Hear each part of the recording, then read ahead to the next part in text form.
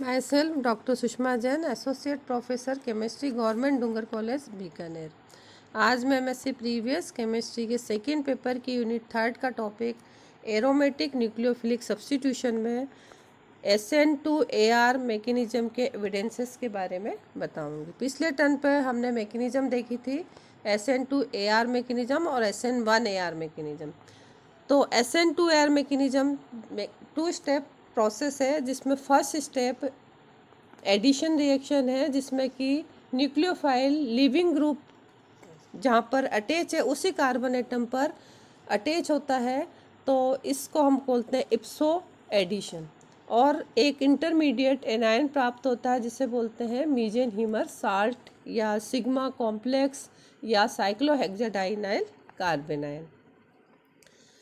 जो second step है उसमें जो इंटरमीडिएट सॉल्ट बना, मीजेनहीमर साल्ट बना है या साइक्लोहेक्साडाइनाइल के कार्बेनाइन बना है, उसमें से लिविंग ग्रुप बाहर निकल जाता है और हमें न्यूक्लियोफिलिक सब्स्टिट्यूटेड प्रोडक्ट प्राप्त होता है।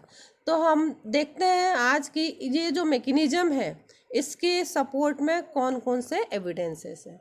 फर्स्ट एविडेंस है कि अगर 1-इथॉक्सी 2,4,6 डाइनाइट्रोबेंजीन की रिएक्शन अगर मिथॉक्सी एनायन न्यूक्लियोफाइल के साथ की जाती है तो एक मीजेनहीमर सॉल्ट इस तरह से प्राप्त होता है, जो कि सॉलिड स्टेट में आइसोलेटेड किया जा चुका है और करेक्टराइज भी किया जा चुका है।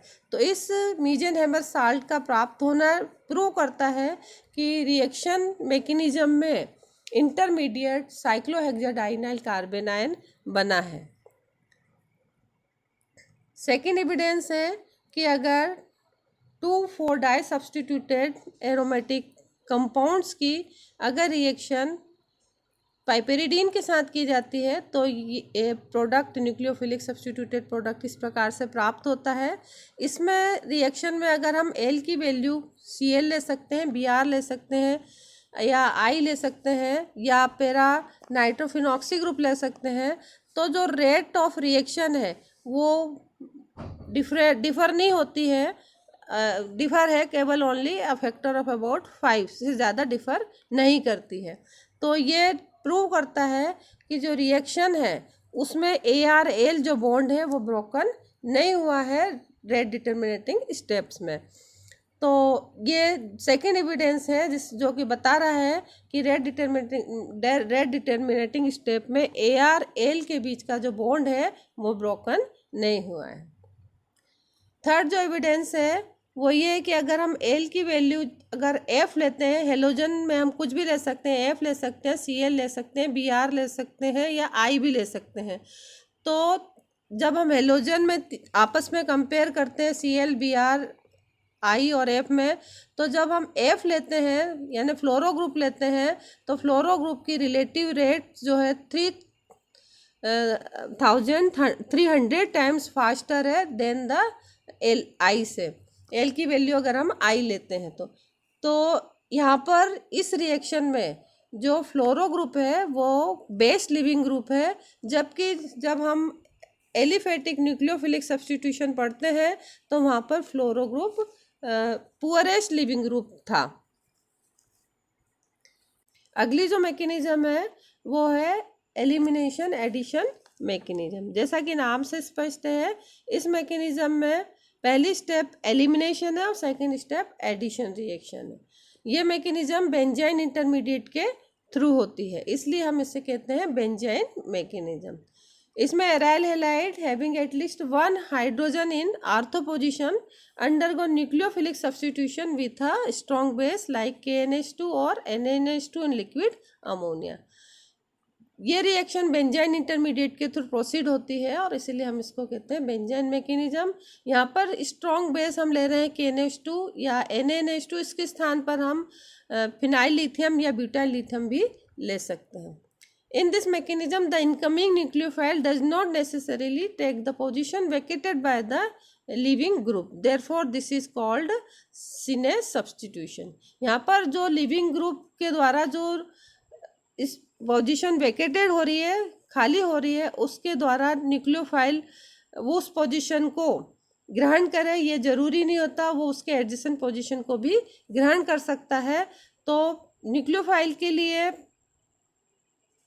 किसी एरोमेटिक कंपाउंड में पोजीशन ग्रहण करने के लिए दो स्थिति हो सकती हैं। एक तो वो पोजीशन जिससे कि लीविंग ग्रुप बाहर निकल रहा है उस कार्बन एटम पर अटैच हो सकता है, अथवा उसके पास वाले कार्बन एटम पर अटैच हो सकता है। इसलिए हम इसको कहते हैं सिने सब्स्टिट्यूशन। बेंजाइन मैकेनिज्म की क्या मैकेनिज्म है, आइए हम देखते हैं। ये 2 स्टेप मैकेनिज्म है। इसमें पहली स्टेप एलिमिनेशन स्टेप है और सेकंड स्टेप एडिशन स्टेप है, इसलिए हमने इसको नाम दिया है elimination addition mechanism. First step में ये जो लिविंग ग्रुप है Cl as a Cl minus के फॉर्म में बाहर निकल जाता है और बॉन्डिंग के इलेक्ट्रॉन लेकर निकलता है, इसलिए बेंजीन के कार्बन एटम पर पॉजिटिव चार्ज आ जाता है। रिएक्शन NaNH2 एक NH2 की प्रेजेंस में होती है, तो यहाँ पर NH2 जो माइनस आयन है ये यहाँ से हाइड्रोजन एज ए प्रोटॉन के रूप में बाहर निकलता है और ये बना लेता है NH3।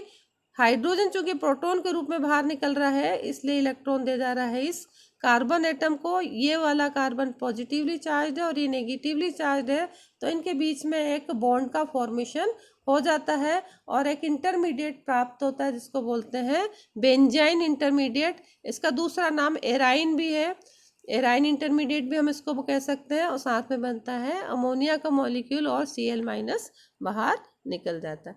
तो फर्स्ट स्टेप में एलिमिनेशन ही हो रहा है, एडिशन कुछ नहीं हो रहा है, इसलिए हमने इसको नाम दिया एलिमिनेशन स्टेप। सेकंड जो स्टेप है जिसमें कि एडिशन होगा, सेकंड स्टेप में जो अमोनिया है जिसके पास लॉन पेयर ऑफ इलेक्ट्रॉन्स हैं ये अटैक करेंगे बेंजाइन के उस पोजीशन पर जिस पर कि इलेक्ट्रॉन डेंसिटी कम है। तो हम बेंजाइन में इलेक्ट्रॉन का डिस्प्लेसमेंट इस कार्बन से इस कार्बन की ओर भी बता सकते हैं अथवा इस कार्बन से इस कार्बन की ओर भी बता सकते हैं। अगर इस कार्बन से इस कार्बन की ओर बताते हैं तो ये वाला कार्बन पॉजिटिवली चार्ज हो जाएगा, तो NH3 इस पॉजिटिवली चार्ज कार्बन एटम पर अटैक करेगा और हमें इंटरमीडिएट प्राप्त होगा। ये इस तरह का प्राप्त होगा।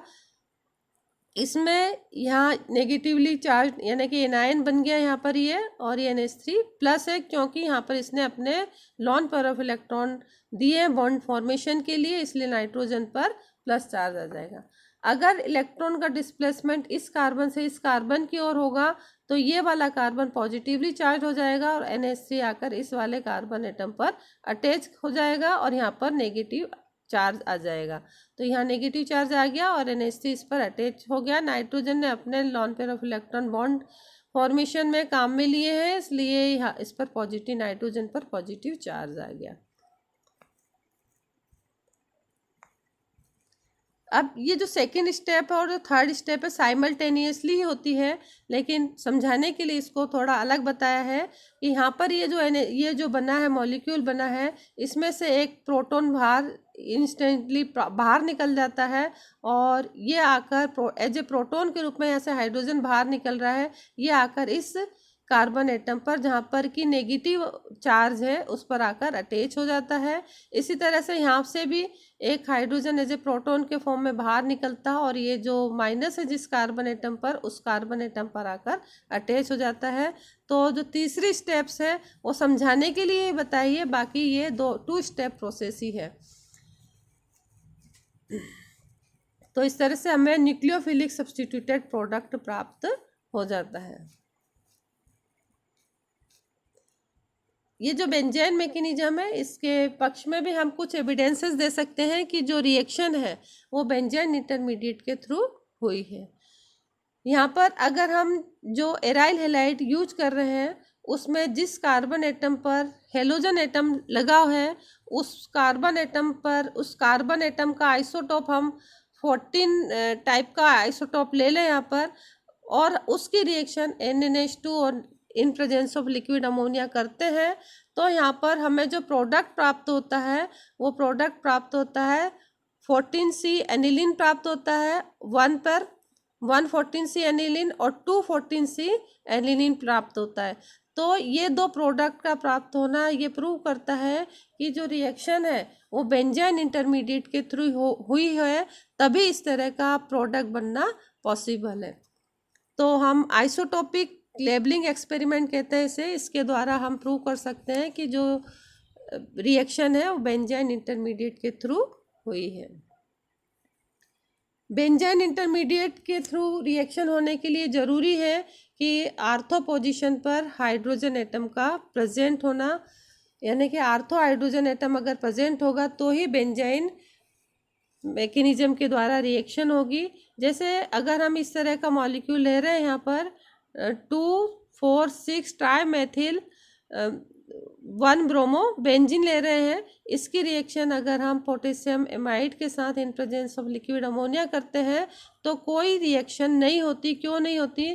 क्योंकि यहाँ पर ये जो लिविंग ग्रुप है Br, इसके आर्थो पोजीशन पर हाइड्रोजन एटम नहीं है, यहाँ पर भी नहीं है और यहाँ पर भी इसके आर्थो पोजीशन इधर पर भी हाइड्रोजन एटम प्रेजेंट नहीं है। कई बार बेंजाइन जो इंटरमीडिएट बनता है वो डाइमराइज हो जाता है और हमें इस तरह से प्रोडक्ट प्राप्त होता है। और साथ ही हम बेंजाइन इंटरमीडिएट को ट्रैप भी कर सकते हैं। जैसे बेंजाइन इंटरमीडिएट की रिएक्शन अगर हम फ्यूरान के साथ करते हैं तो हमें इस तरह से फ्यूरान का डेरिवेटिव प्राप्त हो जाता है, या फिर हम इसके एंथ्रासिन के साथ भी हम इसको ट्रैप्ड कर सकते हैं बेंजाइन को, और हमें प्रोडक्ट प्राप्त हो जाता है। इसको हम बाहर आइसोलेट रिएक्शन मिक्सचर से बाहर आइसोलेट करके और डिटेक्ट कर सकते हैं। तो इस तरह से हम बेंजाइन मैकेनिज्म के पक्ष में कई सारे एविडेंस दे सकते हैं। अब जब रिएक्शन बेंजाइन इंटरमीडिएट के थ्रू होती है तो मेजर प्रोडक्ट्स रिएक्शन के दौरान क्या बनेगा ये डिपेंड करता है उसमें अगर कोई सब्स्टिट्यूएंट जुड़ा हुआ है उसके इलेक्ट्रॉनिक इफेक्ट पर। जैसे यहाँ पर मान लीजिए ये एल्किल हैलाइड है जिसमें कोई ग्रुप G जुड़ा हुआ है। एल्किल हैलाइड में हेलोजन के आर्थो पोजीशन पर अगर कोई G ग्रुप जुड़ा हुआ है जो कि इलेक्ट्रॉनिक इफेक्ट को प्रदर्शित करता है, ये या तो प्लस आई इफेक्ट प्रदर्शित कर सकता है या माइनस आई इफेक्ट प्रदर्शित कर सकता है, प्लस M कर सकता है, माइनस M कर सकता है। तो इसमें अगर बेंजाइन मैकेनिज्म होती है तो केवल एक ही तरह का बेंजाइन इंटरमीडिएट यहाँ पर प्राप्त होता है, यानी यहाँ आर्थो हाइड्रोजन एटम है नहीं है, यहाँ पर हाइड्रोजन एटम प्रेजेंट है, तो केवल यहाँ से ही हाइड्रोजन बाहर निकलेगा और एक ही तरह का बेंजाइन इंटरमीडिएट प्राप्त होगा। अगर हेलोजन एटम के पैरा पोजीशन पर कोई सब्स्टिट्यूएंट जुड़ा हुआ है तो यहाँ पर जब बेंजाइन मैकेनिज्म होगी तो हाइड्रोजन यहाँ से भी निकल सकता है अथवा यहाँ से भी निकल सकता है।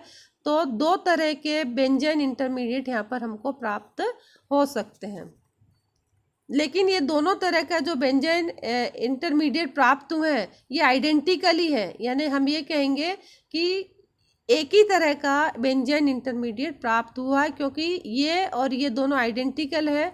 तो रिएक्शन के बाद हमें एक ही तरह का बेंजाइन इंटरमीडिएट प्राप्त हुआ है। लेकिन अगर हेलाइड आयन और हेलोजन एटम और जो सब्स्टिट्यूएंट है जो कि इलेक्ट्रॉनिक इफेक्ट को प्रदर्शित कर रहा है वो एक दूसरे के मेटा पोजीशन पर है, तो हमें दो तरह के बेंजाइन इंटरमीडिएट प्राप्त होते हैं। देखिए यहाँ पर हाइड्रोजन यहाँ से भी निकल सकता है तो ये वाला बनेगा, और अगर हाइड्रोजन यहाँ से निकलता है तो ये वाला इंटरमीडिएट प्राप्त होगा।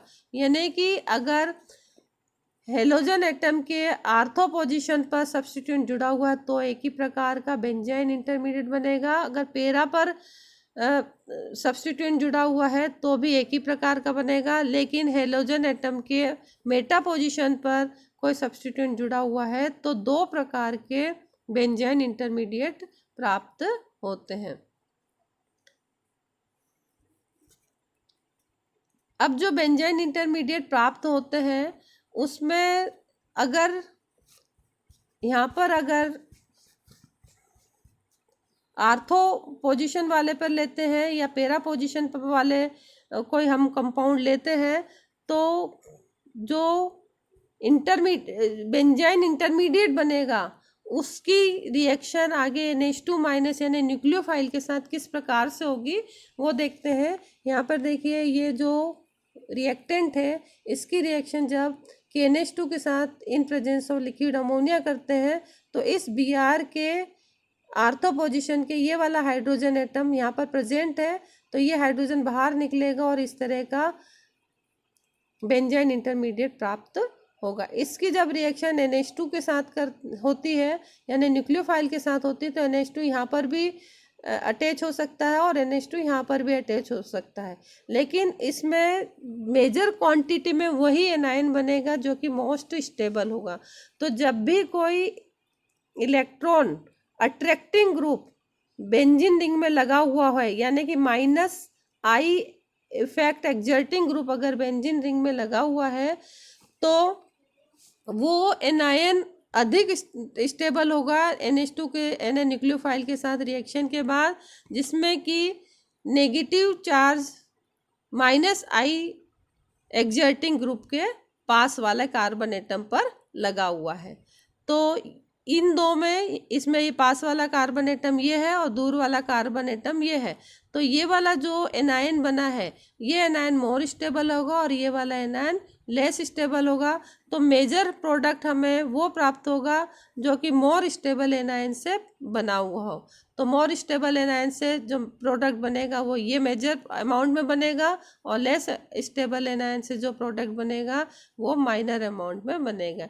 यानी कि आर्थो अमीनो एनिसोल जो है वो माइनर अमाउंट में बनेगा और meta amino anisole major amount में बनेगा। तो -I एक्सर्टिंग ग्रुप अगर है, तो जो एनायन है वो अगर -I एक्सर्टिंग ग्रुप के नियरेस्ट पोजीशन पर है, तो वो वाला एनायन मोर स्टेबल होगा, इसीलिए वहाँ पर प्रोडक्ट जो है मेजर अमाउंट में प्राप्त होगा। इसी तरह से यहाँ देखते हैं कि पैराक्लोरोएनिसोल है, इसका अगर NH2- के साथ in presence of liquid ammonia reaction करते हैं, तो जो बेंजाइन बनता है वो ये भी बन सकता है अथवा ये भी बन सकता है। ये दोनों आइडेंटिकल है, इसलिए हम कहेंगे यहाँ पे एक ही तरह का बेंजाइन इंटरमीडिएट बनता है। इसकी रिएक्शन जब न्यूक्लियोफाइल NH2 के साथ करते हैं, तो यहाँ पर दो तरह के एनायन बनेंगे, या तो ये NH2 यहाँ पर अटैच हो सकता है अथवा ये NH2 यहाँ पर भी अटैच हो सकता है। अगर ये NH2- यहाँ से पर अटैच होता है तो ये इंटरमीडिएट प्राप्त होगा, अगर NH2- यहाँ पर अटैच होता है तो ये इंटरमीडिएट प्राप्त होता है। और जैसा कि हमें पता है कि OCH3- I एक्सर्टिंग ग्रुप है, तो यहाँ इन दोनों एनायन में ये वाला एनायन का जो नेगेटिव चार्ज है वो OMe के नियरेस्ट है, तो ये वाला जो एनायन है वो मोर स्टेबल होगा, और यहाँ पर ये जो एनायन है इसमें नेगेटिव चार्ज OMe से काफ़ी दूरी पर है, तो ये वाला लेस स्टेबल एनायन होगा। तो यहाँ पर हमें ये मोर स्टेबल जो एनायन है उससे जो प्रोडक्ट प्राप्त होगा वो मेजर अमाउंट में होगा, और लेस स्टेबल जो एनायन है उससे जो प्रोडक्ट प्राप्त होगा वो माइनर अमाउंट में होगा। तो इस तरह से हम बता सकते हैं कि कौन सा मेजर बनेगा और कौन सा माइनर अमाउंट में बनेगा। ये इस आधार पर बनेगा कि इसमें जो सब्स्टिट्यूएंट जुड़ा हुआ है वो कौन सा इफेक्ट प्रदर्शित कर रहा है, -I इफेक्ट प्रदर्शित कर रहा है या +I इफेक्ट प्रदर्शित, यहाँ पर ये -I इफेक्ट प्रदर्शित कर। इसी तरह से अगर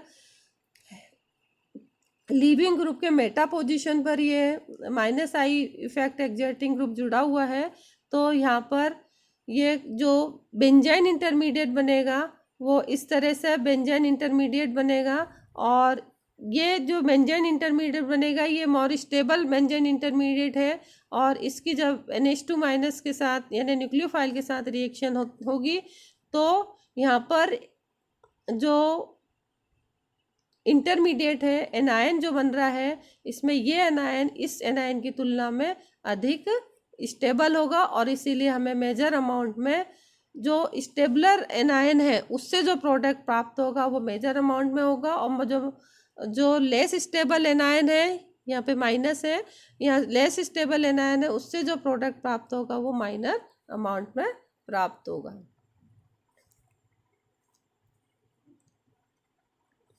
अब अगला एग्जाम्पल देखते हैं, जिसमें कि जो हेलोजन एटम है उसके एडजेसेंट कार्बन एटम पर ऐसा ग्रुप जुड़ा हुआ है जो कि +I इफेक्ट को प्रदर्शित कर रहा है। तो ये 2 क्लोरो टॉल्विन है, टॉल्विन में 2 पोजीशन पर हेलोजन एटम प्रेजेंट है।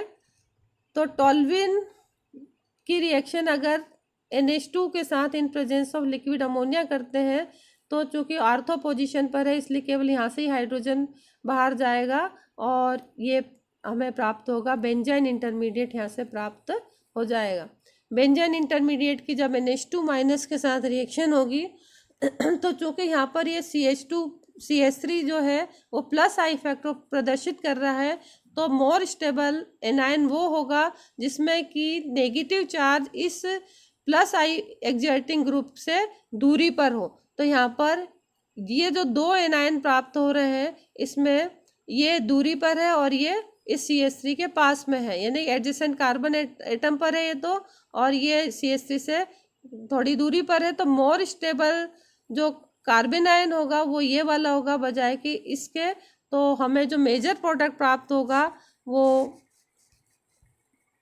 ये मेजर प्रोडक्ट प्राप्त होगा जो कि मोर स्टेबल कार्बन आयन से बना है, और माइनर प्रोडक्ट प्राप्त होगा वो इस लेस स्टेबल कार्बन आयन से जो प्रोडक्ट बनेगा वो माइनर प्रोडक्ट होगा।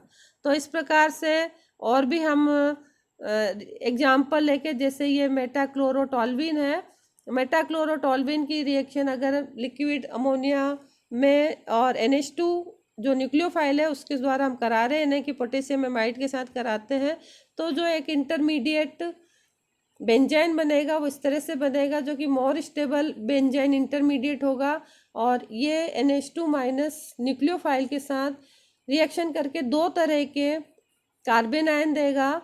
इन दोनों कार्बन आयन में चूँकि यहाँ पर जो नेगेटिव चार्ज है वो प्लस आई एक्सर्टिंग ग्रुप से काफ़ी दूरी पर है, इसलिए मोर स्टेबल ये होगा और ये लेस स्टेबल होगा। और चूँकि ये मोर स्टेबल है इसलिए मेजर प्रोडक्ट हमें प्राप्त होगा मोर स्टेबल कार्बन आयन से, ये प्राप्त होगा मेटा एमिनोटॉल्विन प्राप्त होगा, और पेरा अमीनोटॉल्विन हमें माइनर अमाउंट में प्राप्त होगा। तो इस तरह से हम और भी एग्जाम्पल लेके, जैसे मान लीजिए पेराक्लोरोटॉल्विन है, इसकी रिएक्शन KNH2 के साथ in presence of liquid ammonia के साथ करते हैं तो यहाँ पर हमें ये बेंजाइन इंटरमीडिएट प्राप्त होगा, और इसकी जब न्यूक्लियोफाइल NH2 से ये जब रिएक्ट करता है बेंजाइन इंटरमीडिएट तो 2 प्रकार के एनायन यहाँ पे प्राप्त होंगे।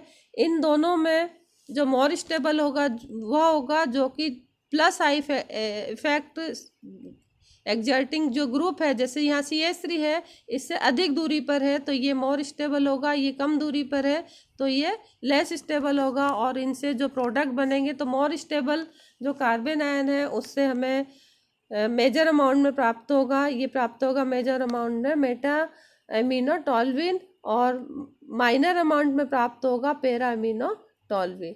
तो इस तरह से हम जो बेंजाइन रिएक्शन है उसमें बेंजाइन इंटरमीडिएट जो बनता है उससे फाइनली क्या प्रोडक्ट प्राप्त होगा, ये हम उसमें अगर कोई ग्रुप जुड़ा हुआ है उसके इलेक्ट्रॉनिक इफेक्ट के आधार पर बता सकते हैं कि उसके इलेक्ट्रॉनिक इफेक्ट के अनुसार कौन सा स्टेबलर कार्बन आयन बनेगा, कौन सा मोर स्टेबल होगा, कौन सा लेस स्टेबल होगा। मोर स्टेबल कार्बन आयन से हमें मेजर अमाउंट में प्रोडक्ट प्राप्त होगा और लेस स्टेबल कार्बन आयन से हमें माइनर अमाउंट में प्रोडक्ट प्राप्त होगा। धन्यवाद।